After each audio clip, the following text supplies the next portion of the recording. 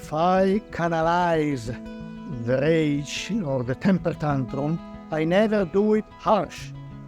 I do it strong, but not harsh. Never harsh. I am not moralistic with the child. I'm not telling him this is wrong. I'm telling him I want you to roll your eyes.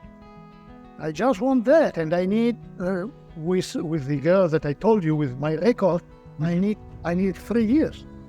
Yeah. So you cannot be harsh, or you will do what the old authoritarian way was. Yeah. To repress everything.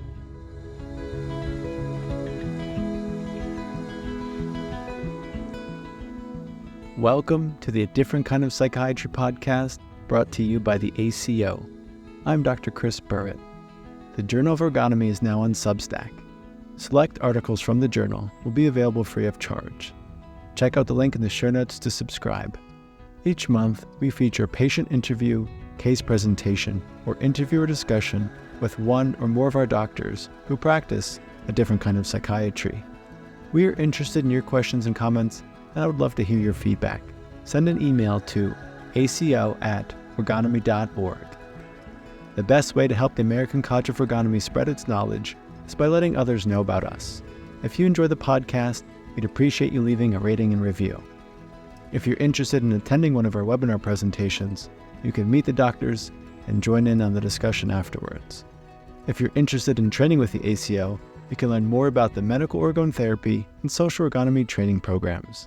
You can connect with us and learn more at orgonomy.org. This episode features the audio from one of the ACO case presentation webinars. Dr. Alberto Foglia tells me about a 3-year-old girl named Aline that he's treating for terrible tantrums, problem sleeping, and silly clown-like behavior. He explains how her treatment vividly demonstrates a key discovery at Wilhem Reich, which is fundamental for medical orgone therapy.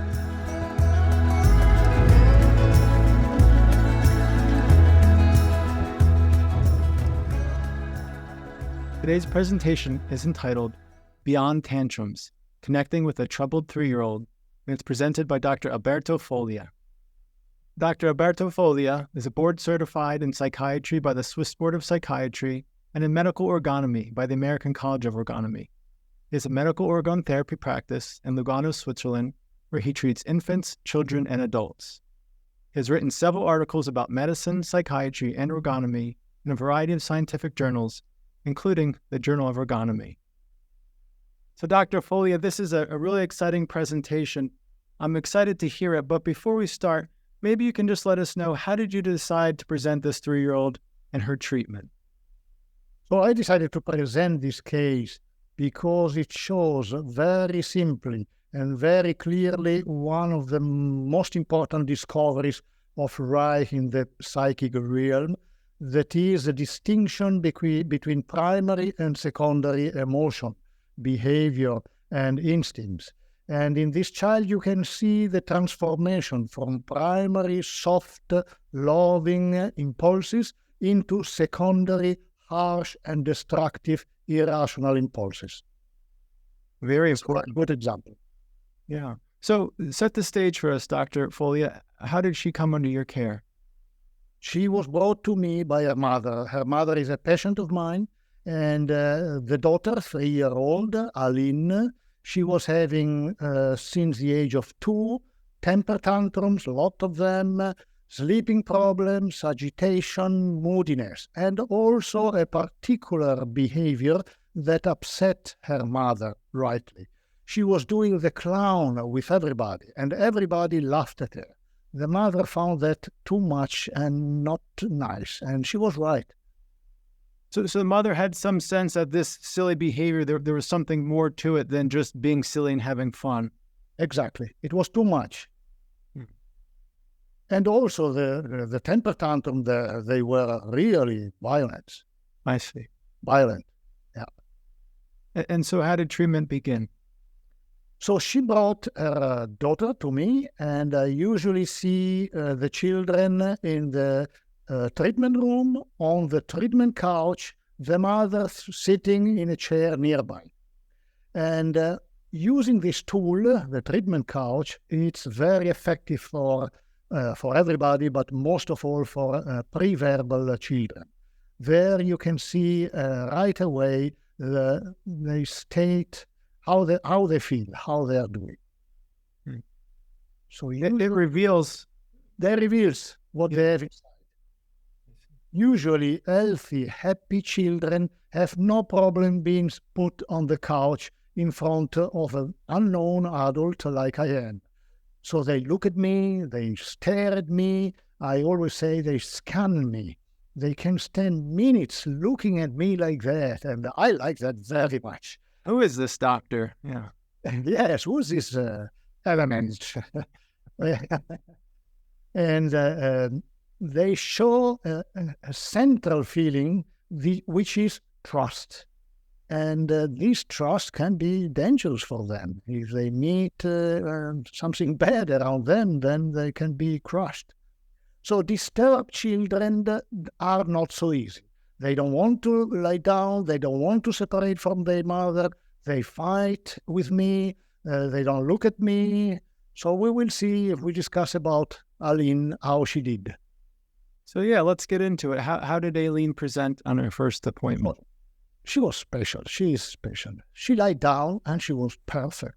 She looked at me, she stared at me, she smiled at me. She did everything I asked her. Looking the light pen, making faces, kicking, hitting. She was very participating and very curious. So it seems that she had no problems. But she had a problem. She didn't have voice. No voice. I asked her to make she had no voice. She tried. She didn't have voice. So we worked on that. We worked on her voice. At the end of the session, I told her, okay, you can go back to your mom. She went back to her mom and she made the clown. And this was the first session. The clown was really silly, not nice to see. So it wasn't there until she returned to her mother at the end of the session. I see. So the second session, she is not that participating. She is not that happy to lie down on the couch, but she has voice. So she does everything wonderful. She showed me that she has voice. And I have to say that at the end of the session, after we made everything, making faces, kicking, hitting, yelling, she went back to her mother and didn't make this clown. Now, are there thoughts or feelings you have, even initially at this second session? Not yet. I was happy to see that she didn't do the clown. So at the third session, it was interesting what her mother told me, that she didn't do the clown anymore. She didn't do temper tantrum anymore. With the voice, she liberated something. She didn't do, she slept much better. She was lesser moody, but she was clinging to her. So things changed completely. And the session was revealing. So we made like every time. She was curious again. She was participating again. She looked at me, stared at me for minutes, yelled, kicked, looked at the pen, was very interested. And at the end, I told her, okay, Aline, we are ready. You can go back to her mom.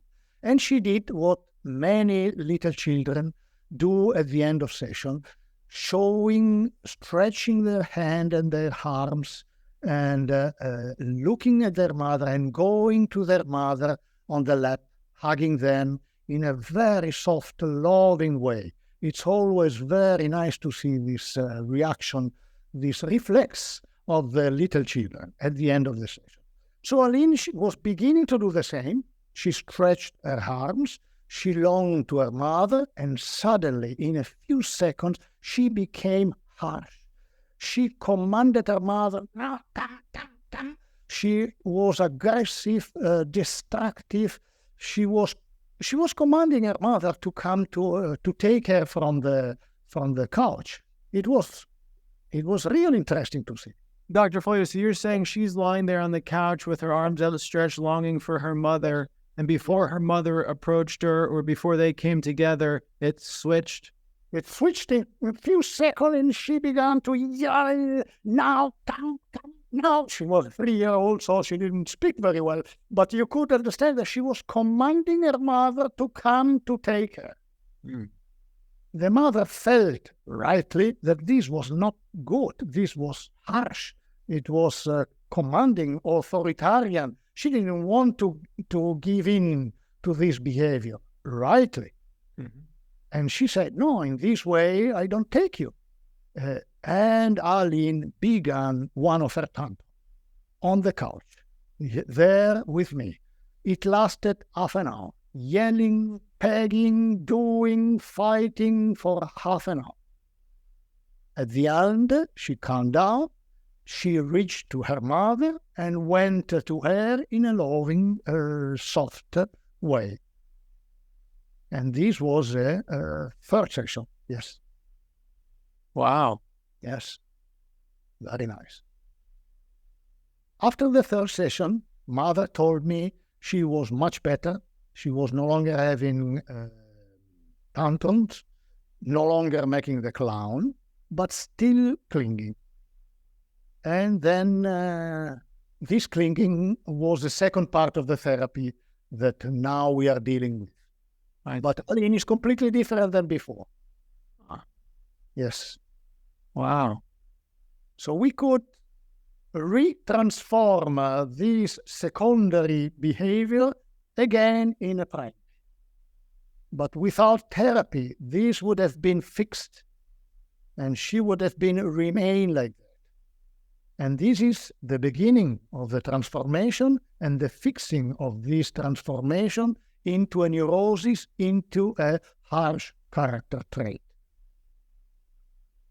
And really, it almost sounded like she had two possible harsh traits that her natural open longing transformed to. You basically described it as the clowning way of attracting attention and people to come to her, and also that harsh, demanding, authoritarian way. Yes, you're right. The clown, I think the clown was more a substitute contact.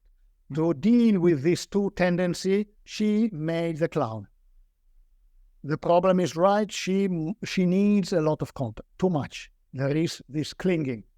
Would you say her silly clown was almost her facade on top of her destructive, Yes.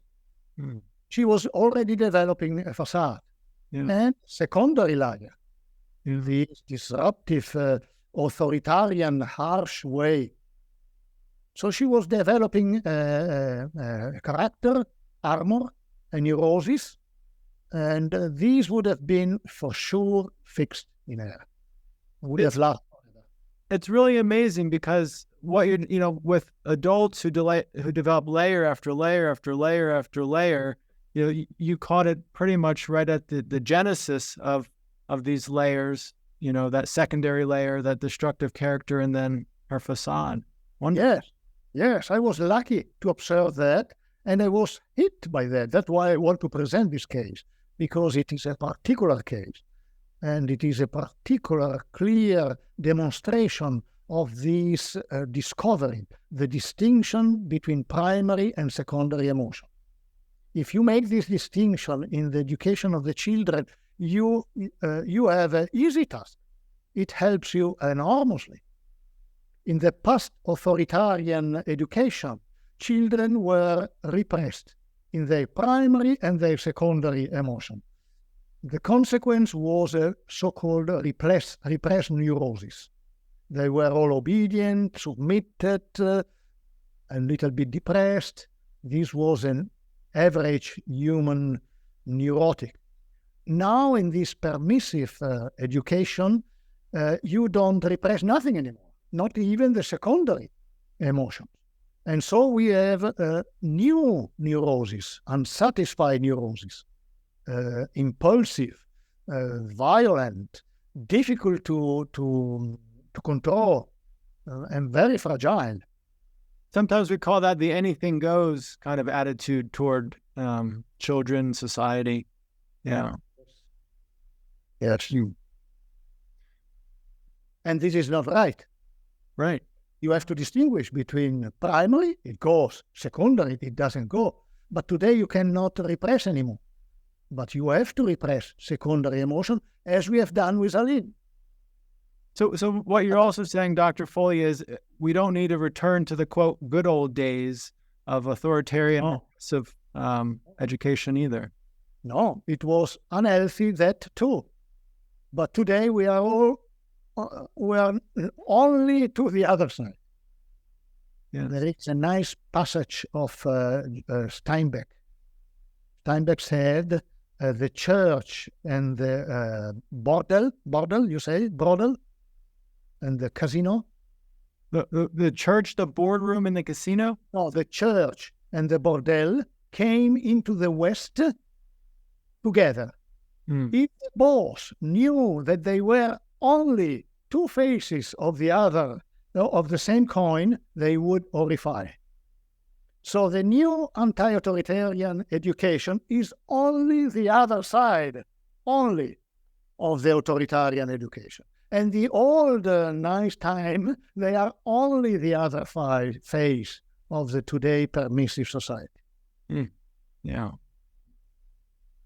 So Dr. Foglia, one thing that really stood out to me was her mother was in therapy with you. And I'm curious if every parent is in therapy with you when you see a child, and if not, what you see as being different, because it really stood out to me that the mother really seemed sharp and really clear about what was going on with her daughter.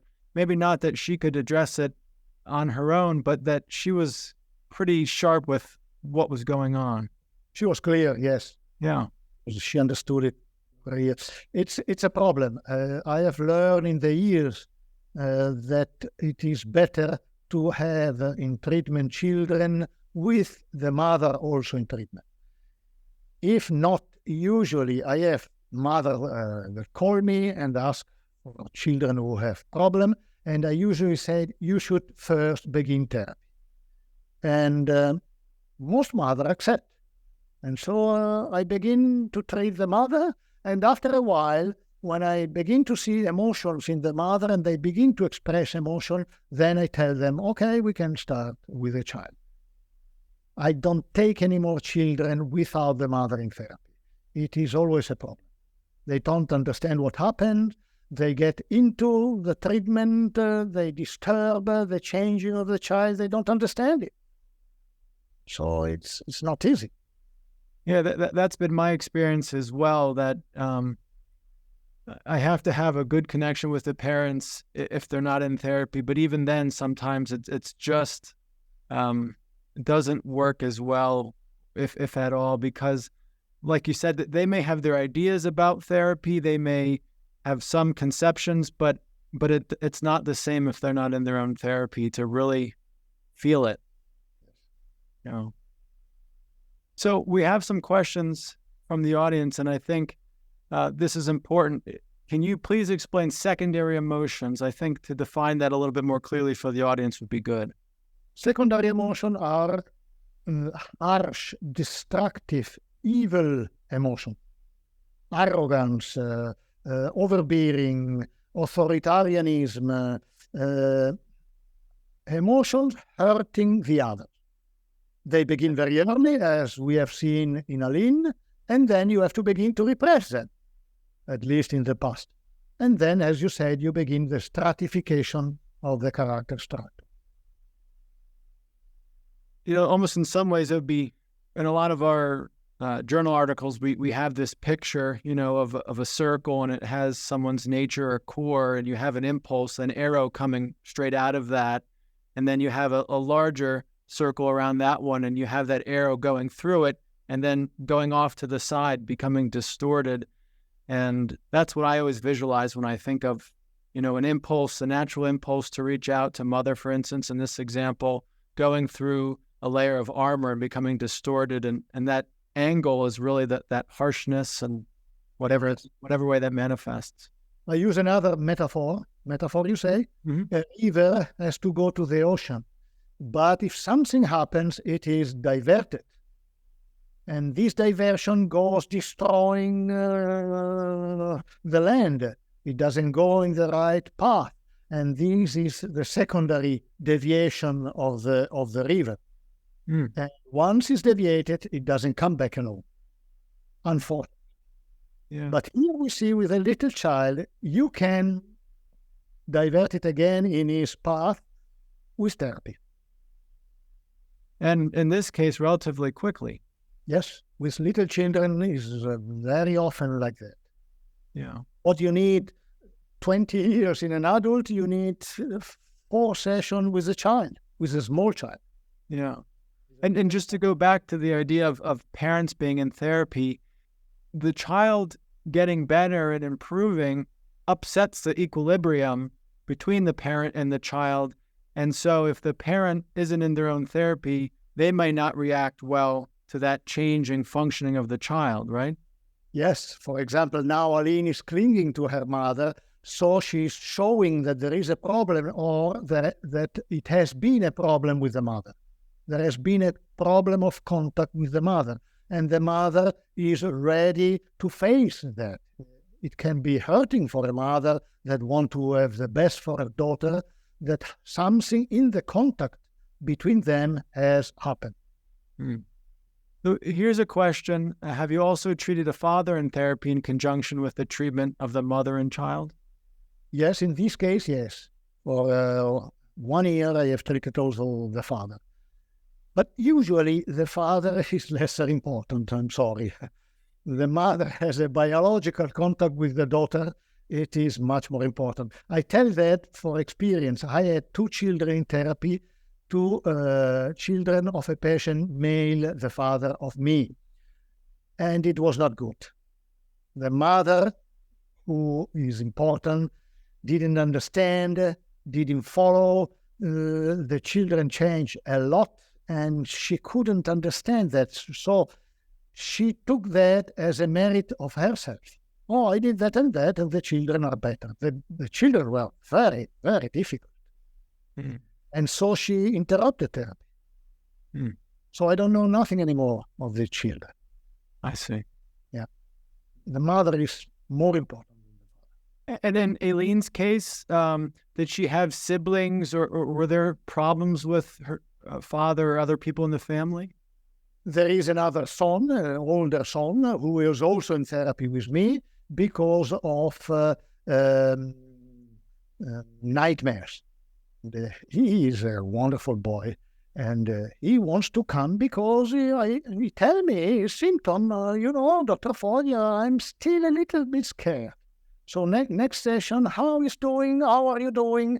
Still a little bit. I would like to get rid of that. And the problem is aggression. He is repressed in his rage. And there too, there is a problem with the mother. And he's learning slowly in therapy to get out his aggression, his natural primary aggression, not secondary. And this is helping him very much. Yeah. Yeah, I think aggression, especially these days, is very confusing is the word that comes up for me. For a lot of people, people tend to think of aggression and aggressiveness as a negative, bad thing. And it can be harsh, but not always. Yes. They don't distinguish between primary and secondary. Yeah. And the distinction is not so easy. Somebody has asked how you distinguish them. It's not that easy. Most of all, you feel it. So it's not so easy to explain exactly how it is. When a child is here with me on the couch, I distinguish it because I feel it. Yeah. Yeah. And if a very, very destructive secondary aggression in children with 5, 6, 7 years.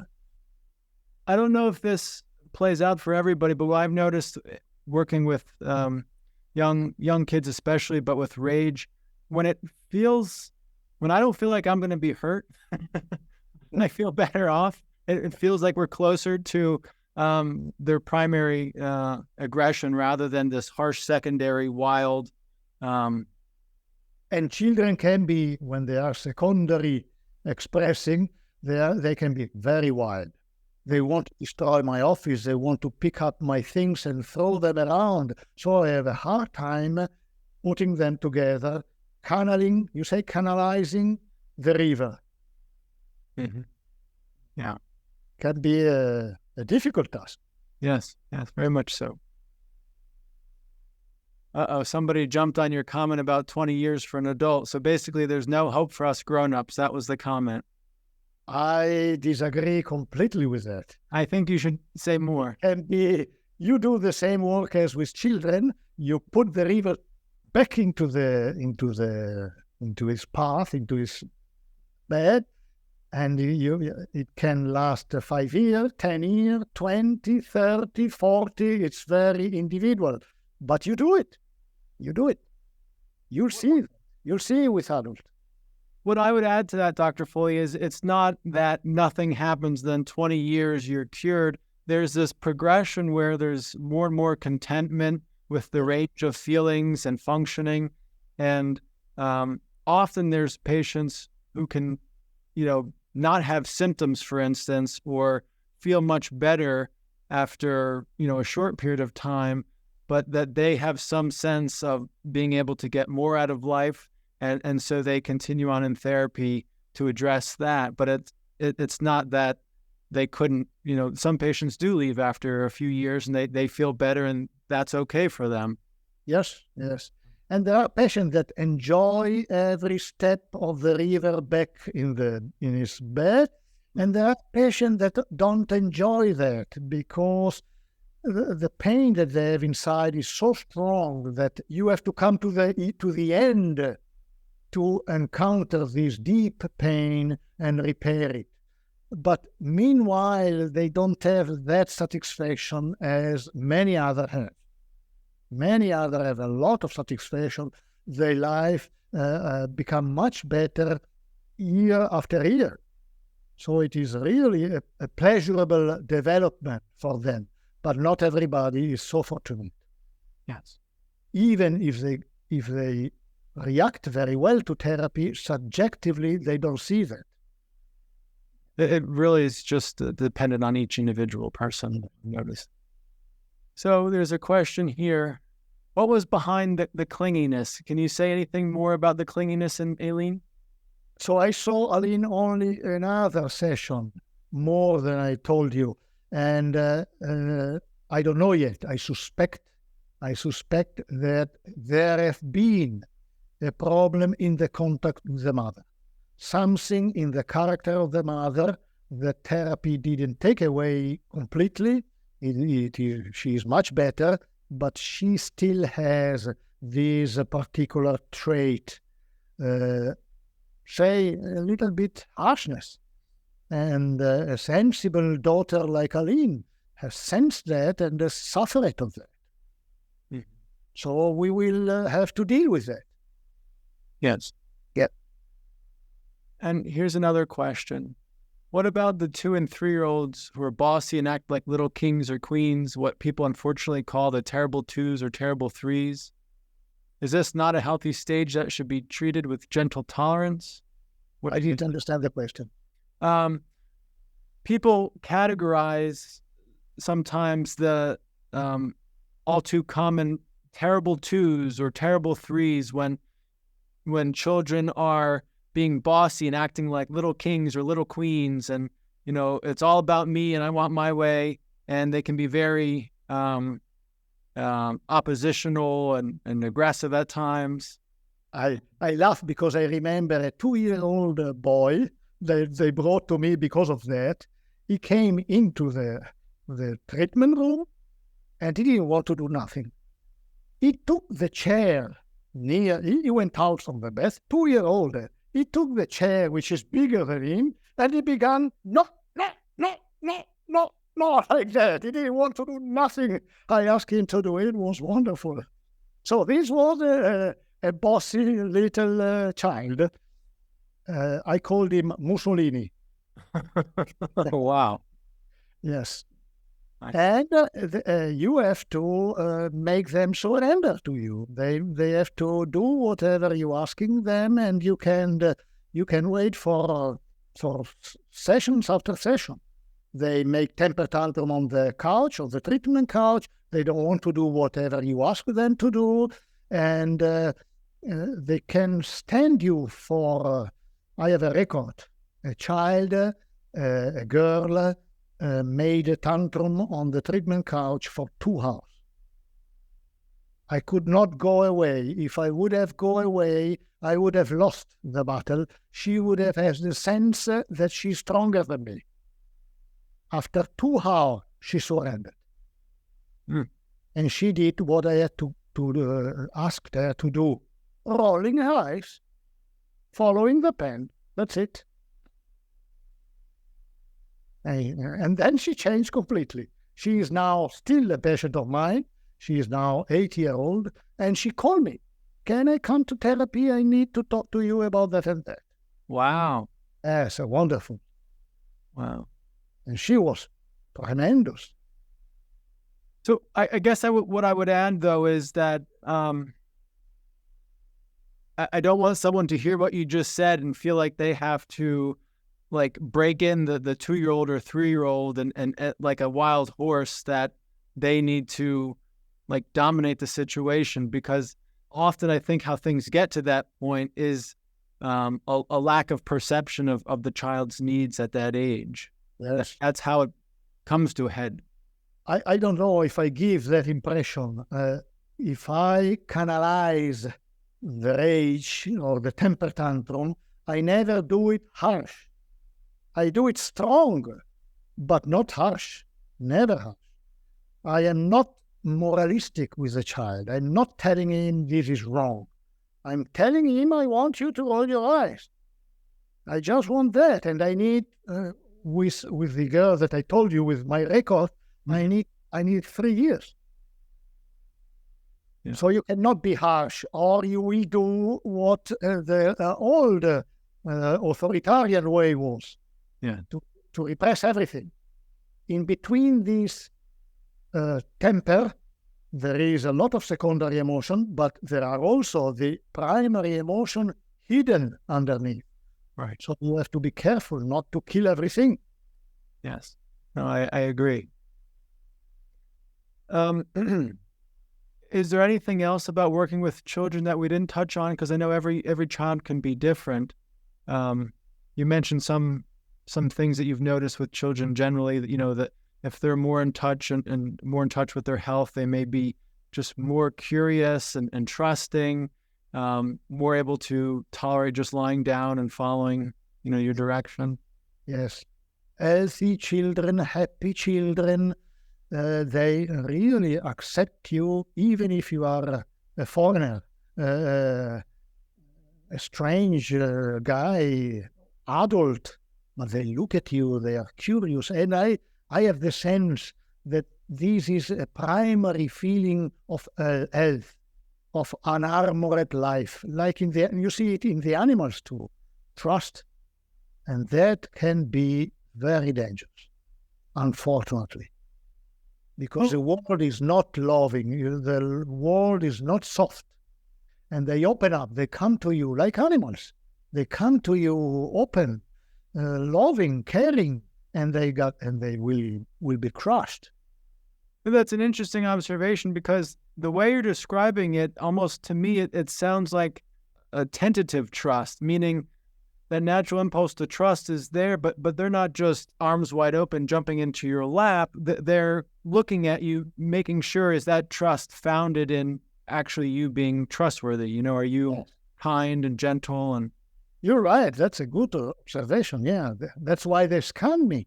Yeah, they really scan you, and you stay there. You let them scan you. They see everything, and it's wonderful.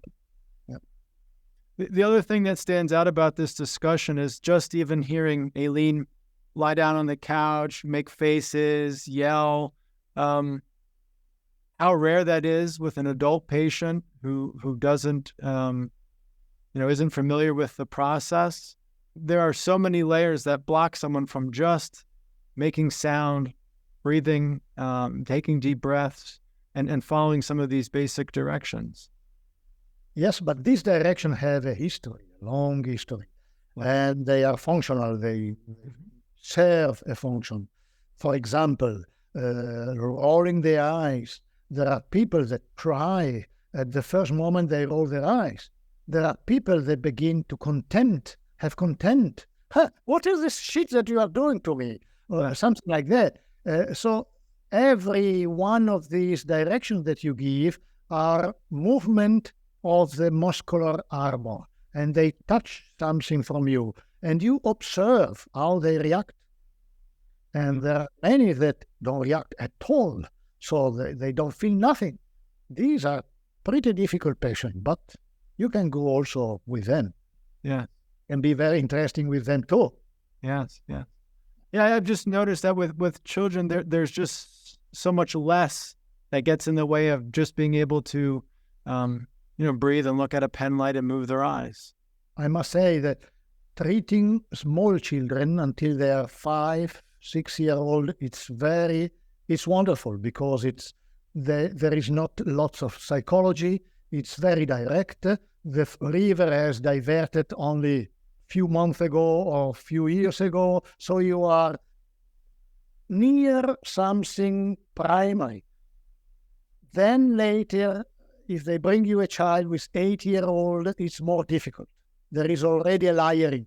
There is hypocrisy, there is shyness, there is a lot of secondary deviation of the river that makes them almost look like adults. Mm-hmm. With their layering that needs a lot of time to dissolve. Yes, that's.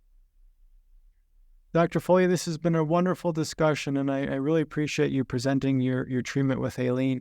Anything else you'd like to let the audience know before we stop? I want to really point out this discovery of Reich, the distinction between primary and secondary emotion. Nobody makes this distinction, and this distinction is essential. With little children, even more. But then later in the adolescence, it's also very important. So this is something that I would like the audience to keep in mind. The transformation and the distinction between primary and secondary. Thank you, Dr. Foglia. Thank you.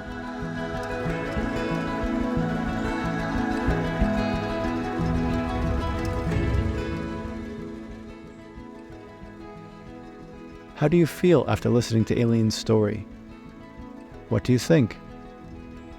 I was happy to hear that Aline responded so favorably and so quickly, and I appreciated Dr. Foglia's metaphor about a river run off course and no longer to the ocean. The best way to help the ACO spread its knowledge is by letting others know about us. I hope you share this podcast with your friends and family and let them know about our work. You can connect with us at orgonomy.org. I'm Dr. Chris Burritt.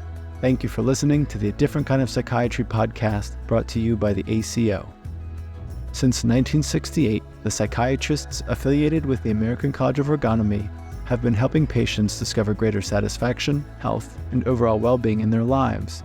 Whether patients suffer with mental illness, struggle with addiction, or feel unsatisfied with their work lives or relationships, Medical Orgone Therapy, as practiced by the physicians at the ACO, offers a way forward, often without the use of medication.